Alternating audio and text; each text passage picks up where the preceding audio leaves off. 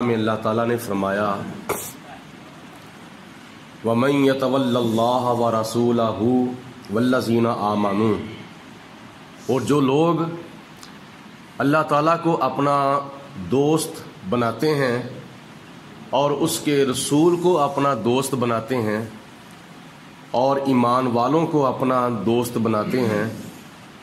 تو یہ لوگ فَإِنَّ حِزْبَ اللَّهِ، یہ لوگ اللہ کا لشکر ہیں، ہم الغالبون، تو اللہ تعالیٰ کا لشکر ہی غالب آنے والا ہے۔ تو اس اللہ کے لشکر کو اللہ پاک نے ایک اور حکم دیا آیت نمبر 97 میں، یا ایھا الذین آمنوا، اے ایمان والو، لا تتخذوا الذین اتخذوا دینکم ہزوا ولعبا، کہ اے میرے محبوب علیہ الصلوۃ والسلام کا کلمہ پڑھنے والوں، ان لوگوں کو دوست نہ بناؤ جو لوگ اللہ کے دین کا مذاق اڑاتے ہیں اور خدا تعالیٰ کے دین کو ایک کھیل سمجھتے ہیں، یعنی اللہ کے دین کا مذاق اڑانے والوں کو اور اللہ کے دین کو کھیل سمجھنے والوں کو دوست نہ بناؤ۔ من الذین اوتوا الکتاب من قبلکم، ان لوگوں میں سے جو لوگ تم سے پہلے کتاب والے ہو چکے ہیں، یعنی قوم بنی اسرائیل میں اہل تورات، اہل انجیل، اہل زبور، ان میں سے جو تمہارے دین کا مذاق اڑاتے ہیں اور تمہارے دین کو کھیل سمجھتے ہیں، اللہ فرماتا ہے ان کو بھی دوست نہ بناؤ۔ والکفار اولیاء، اور جو کافر لوگ ہیں ان کو بھی اپنا دوست نہ بناؤ، یعنی دین کا مذاق صرف اور صرف کافر لوگ ہی نہیں کرتے، بلکہ کئی ایسے نام نہاد تورات کو ماننے والے، انجیل کو ماننے والے اور نام نہاد نبیوں کو ماننے والے بھی دین کا کئی لوگ مذاق اڑاتے ہیں۔ تو اللہ پاک فرماتا ہے کہ جو لوگ کلمہ پڑھتے ہیں یا کلمے کا انکار کرتے ہیں، ان میں سے کوئی بھی ہو، وہ تمہارے دین کا اگر مذاق اڑاتے ہیں، تمہارے دین کو کھیل تماشا سمجھتے ہیں، تو ان کے ساتھ دوستی نہ کرو، بلکہ ان کے ساتھ تعلق جو ہے وہ منقطع کرو۔ ان کنتم مؤمنین، اگر تم صحیح معنوں میں مسلمان ہو، تم صحیح معنوں میں اگر نبی پاک علیہ السلام کا کلمہ پڑھتے ہو، تو کئی بدبخت ایسے ہیں کہ جو مذاق اڑاتے ہیں مسلمانوں کا مذاق اڑانا مسلمانوں کے دین کا مذاق اڑانا ہی ہے۔ تو اس لیے اللہ پاک کی ذات بابرکات نے ارشاد فرمایا کہ ان لوگوں کے ساتھ دوستی نہیں رکھنی جو لوگ دین کو مذاق بناتے ہیں اور دین کو کھیل سمجھتے ہیں۔ وَإِذَا نَادَيْتُمْ إِلَى الصَّلَاةِ، اور جب تم نماز کے لیے اذان پڑھتے ہو، لوگوں کو بلاتے ہو، اتخذوها ہزوا ولعبا، تو یہ لوگ اذان کا بھی مذاق اڑاتے ہیں۔ یہود و نصارہ حضور علیہ الصلوۃ والسلام کے زمانے میں جب اذان سنتے تھے تو پھر اس وقت صحابہ کرام اذان سن کر مسجد میں جاتے تھے نماز پڑھنے کے لیے، تو یہود و نصارہ مذاق اڑاتے تھے۔ تو اللہ تعالیٰ کی ذات بابرکات نے فرمایا کہ جب تم نماز کے لیے اذان پڑھتے ہو تو یہ لوگ مذاق اڑاتے ہیں اور کھیل تماشا سمجھتے ہیں۔ ذالک بانہم قوم لا یعقلون،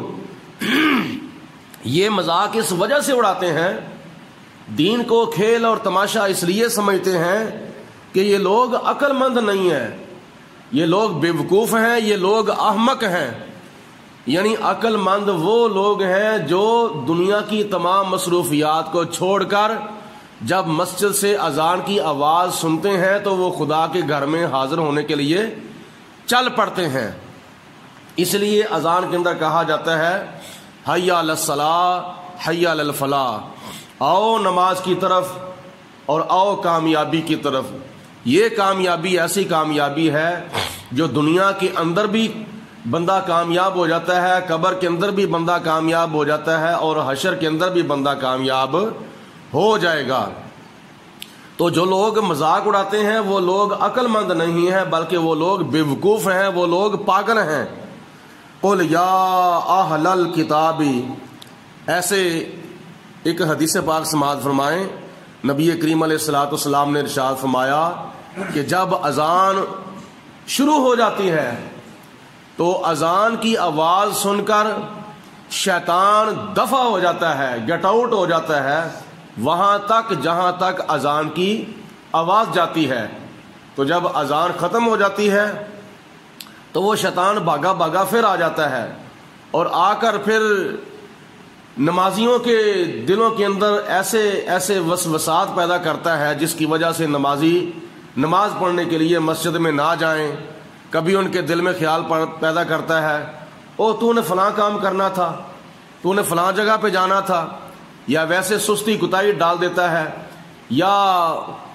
ان کے ذہن سے بات نکال دیتا ہے کہ تو نے ابھی اذان سنی ہے تو مسجد میں جانا ہے، اس کو بلا دیتا ہے یا کوئی اور کام کی یاد دہانی کرا دیتا ہے. تو یہ سارے کے سارے شیطانی وسوسات ہیں. نبی کریم علیہ الصلوۃ والسلام نے ارشاد فرمایا کہ جو کوئی بندہ جماعت سے پہلے پہلے مسجد میں آ جاتا ہے قیامت والے دن ان لوگوں کے چہرے تاروں کی طرح چمکتے ہوں گے. اور پھر روایات میں آتا ہے کہ جو لوگ اذان کے فوراً بعد مسجد میں حاضر ہو جاتے ہیں ان لوگوں کے چہرے چاند کی طرح چمکتے ہوں گے، اور جو لوگ اذان کے دوران ہی مسجد میں آ جاتے ہیں ان لوگوں کے چہرے سورج کی طرح قیامت کے دن چمکتے ہوں گے. ویسے تو اس وجہ سے بھی چہرے چمکتے ہوں گے، اور دوسرے نمبر پر نبی پاک علیہ السلام نے ارشاد فرمایا کہ قیامت والے دن محشر کے میدان میں آدم علیہ السلام سے لے کر قیامت تک تمام نبیوں کی امتیں جمع ہوں گی، اور ان کی 120 صفیں ہوں گی، اور تمام نبیوں کی امتوں میں سے میں اپنی امت کو پہچان لوں گا. صحابہ نے عرض کی یا رسول اللہ آپ کیسے پہچانیں گے؟ حضور علیہ الصلوۃ والسلام نے فرمایا کہ میری امت کے چہرے چمکتے ہوں گے، میری امت کی گردنیں چمکتی ہوں گی، سر کے بال چمکتے ہوں گے، میری امت کے بازو چمکتے ہوں گے، میری امت کے پاؤں چمکتے ہوں گے. یا رسول اللہ یہ جسم کے اعضاء کیوں چمکیں گے خدا کے نور کے ساتھ؟ حضور علیہ السلام نے فرمایا کہ جب یہ لوگ نماز کے لیے وضو کرتے تھے تو وضو کا پانی جسم کے جس جس حصے پر مس ہوتا تھا قیامت والے دن خدا تعالیٰ اس حصے کو اپنے نور سے چمکا دے گا. تو یہ بڑی فضیلت ہے. تو اس لیے اللہ تعالیٰ کی ذات بابرکات نے آگے ارشاد فرمایا قل یا اہل الکتاب، اے کتاب والو، یعنی اے تورات والو، اے انجیل والو، حل تنقمون منا الا ان آمنا باللہ، اے کتابیو، اے یہودیو، اے عیسائیو، اے قوم بنی اسرائیل، کیا تمہیں یہ بہت ہی چیز ناگوار گزری ہے کہ ہم اللہ تعالیٰ کی ذات پر ایمان لاتے ہیں، ہم اللہ کو مانتے ہیں، ہمارا اللہ کو ماننا یہ تمہیں ناگوار گزرتا ہے؟ اور وما انزل الینا، ہم تو اس کلام پر بھی ایمان لائے ہیں جو کلام ہم پر نازل ہوا ہے. وما انزل من قبل، اور جو کلام ہم سے پہلے نازل ہوا ہے ہم تو اس پر بھی ایمان لاتے ہیں. یعنی ہم اللہ کو بھی مانتے ہیں، ہم کتاب اللہ کو بھی مانتے ہیں، یعنی قرآن پاک کو بھی مانتے ہیں، ہم تورات کو بھی مانتے ہیں، ہم انجیل کو بھی مانتے ہیں، ہم زبور کو بھی مانتے ہیں. تو کیا یہ ہمارا اللہ کی کتابوں کو ماننا اور اللہ کو ماننا تمہیں تکلیف دیتا ہے، تمہیں ناگوار گزرتا ہے؟ وَأَنَّ أَكْثَرَكُمْ فَاسِقُونَ، اور تم میں اکثر لوگ جو ہیں وہ نافرمان ہیں اور بے حکم ہیں. یہ خطاب اللہ تعالیٰ یہودیوں کو فرما رہا ہے۔ آگے خدا تعالیٰ نے فرمایا میرے محبوب علیہ الصلوۃ والسلام قل، ان کو ایک اور بات ارشاد فرما دیں۔ قل، اے میرے محبوب علیہ السلام، آپ یہودیوں کو، عیسائیوں کو، اہل کتاب کو ایک بات اور ارشاد فرما دیں، حل انبئکم، او یہودیو عیسائیو، کیا میں تمہیں خبر نہ دوں، بشر من ذالک مثوبۃ عند اللہ، کہ اللہ کے نزدیک ان لوگوں کی سزا جو ہے وہ اس سے بھی زیادہ بدتر ہے، ان لوگوں سے بھی بدتر ان کی سزا ہے۔ کن کی؟ من لعنہ اللہ، جن پر اللہ تعالیٰ نے لعنت فرمائی ہے۔ کچھ بد نصیب ایسے لوگ ہیں، کچھ بدبخت ایسے لوگ ہیں، حضور علیہ السلام نے فرمایا کیا میں تمہیں ان لوگوں کے بارے میں نہ بتاؤں جن کی سزا اس سے بھی زیادہ ہے جس پر اللہ تعالیٰ نے لعنت فرمائی ہے۔ اللہ تعالیٰ کی ذات بابرکات کی جو لعنت ہے نا، وہ خدا تعالیٰ کی ناراضگی کا ایک ذریعہ اور سبب ہے، یعنی اللہ تعالیٰ جس پر ناراض ہے اس پر اللہ کی لعنتیں آتی ہیں، اس پر اللہ کی پھٹکار آتی ہے، اس پر اللہ کا قہر نازل ہوتا ہے۔ جس پر اللہ تعالیٰ کی ذات ناراض ہوتی ہے، یعنی آپ لوگوں نے بھی یہ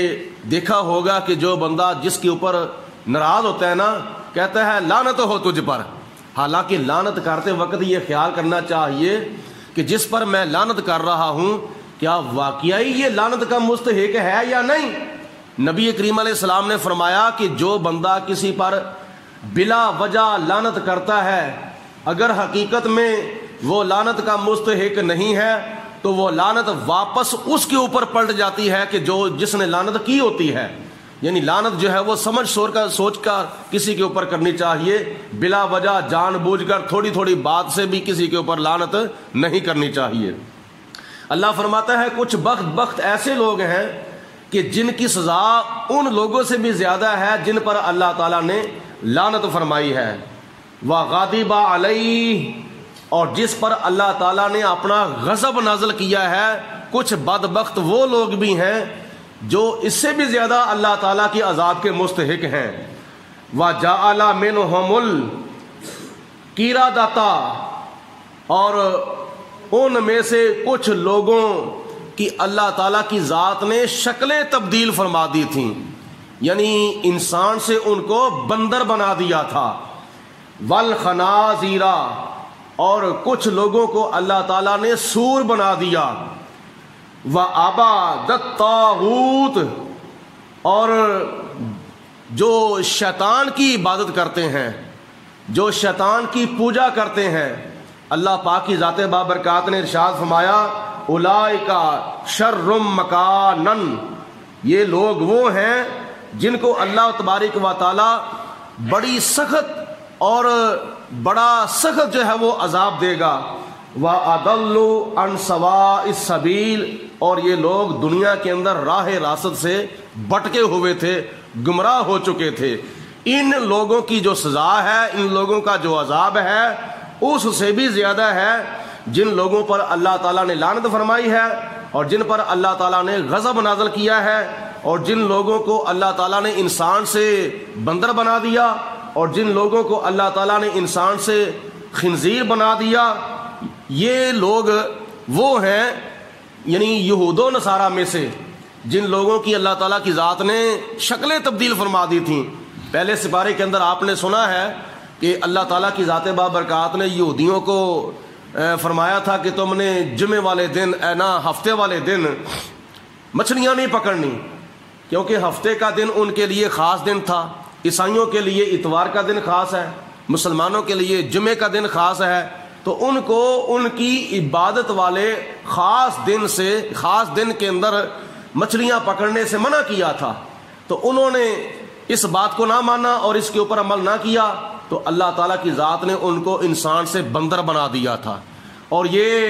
کیا نام، کچھ لوگ سمجھتے ہیں کہ یہ آج کل جو بندر اور سور ہیں یہ پہلے لوگوں کی شکلیں بڑی بگڑی ہوئی ہیں۔ نہیں، یہ وہ لوگ نہیں ہیں،